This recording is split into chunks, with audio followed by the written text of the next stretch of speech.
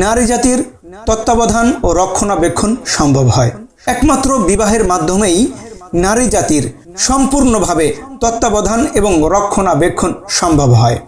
কারণ একজন নারী সে তার বাবার কাছে, ভাইয়ের কাছে এবং স্বামীর কাছে যতটা নিরাপদ থাকে, অন্যের কাছে কখনোই ততটা নিরাপদ থাকে না, চাই সে যতই বিশ্বস্ত হোক না কেন।